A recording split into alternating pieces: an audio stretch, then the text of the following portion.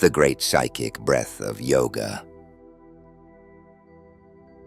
Without exception, all ancient religious practices were ways of spiritual and physical healing.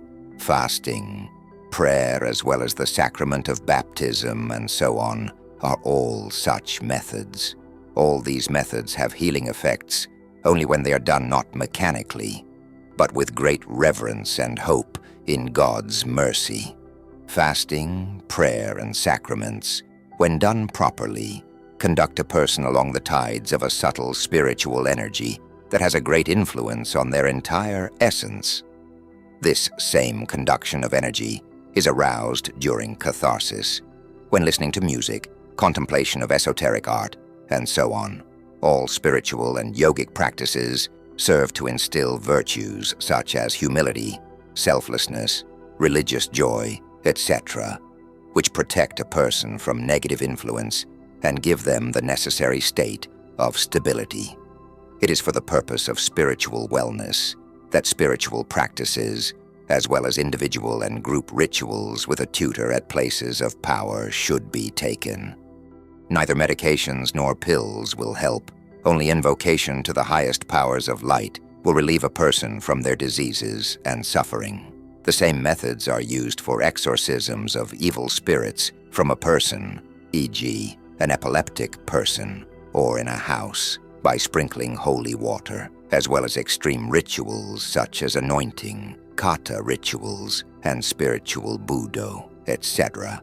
At the heart of all these rituals lies the comprehension of the secret, the command over the powers of the subtle world. The way to obtain this is by practicing the psychic breathing technique of the yogis. This form of breathing has always been kept secret, and only its basic form has been given to the people. Through this breathing technique, a person can come face to face with all siddhi manifestations, superpowers.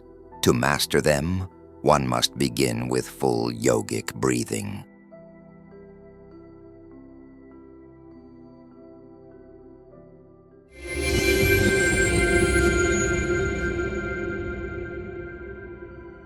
Complete yogic breathing. Sitting in a yoga position with a straightened spine, inhale slowly, easily, and noiselessly, first with the lower part of the abdomen, and once this is full, without tension, with the middle part of the abdomen, and lastly, with the chest. Exhale in the same fashion. At first, the diaphragm contracts, pushing the air slowly and quietly out of the lower part of the abdomen through the nostrils. Then the upper abdomen contracts, and lastly, the lungs. Between inhalation and exhalation, there should be no break. Breathing must be like waves, whilst both inhalation and exhalation should be prolonged as much as possible without tensing up. We perceive a state of profound quietness, peace and detachment, as well as a slight state of euphoria. After reaching this state, concentrate on the pulsating feeling in the heart region, at the temples and fingertips, and then feel it fill the whole body.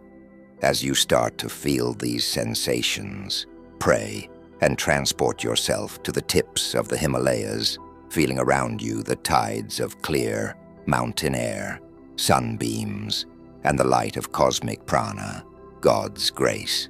It is also necessary to protect ourselves from negative emanations, as we get what we dispose ourselves to. Even in hell, you can find yourself embraced by the divine if you are tuned in with divinity. This is why all the debates about pranayama being harmful in the city are wrong, for a person is where their consciousness is. Surround yourself with the tides of prana. Begin to inhale it with all your body, with every cell. Energy comes into you with every beat of your pulse. It moves with the pulsation. The lungs and the heart are two energy pumps, the heart being an important pump of energy, which can remain active even without the help of the lungs. For example, when a person takes drugs, their breathing can stop for some minutes. But palpitations of the heart continue.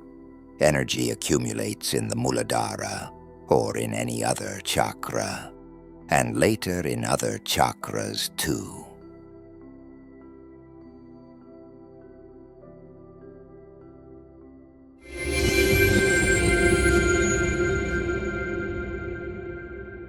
In our extreme times, when the fate of the entire planet is at stake, it is crucial for the knowledge of angels and benevolent spirits to spread as quickly as possible, globally, and reach thousands of people.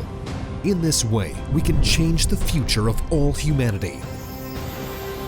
Which is why we are addressing you, dear soul of light.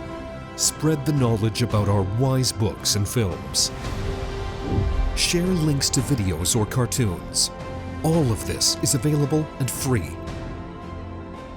Invite women to individual practices, webinars, and seminars.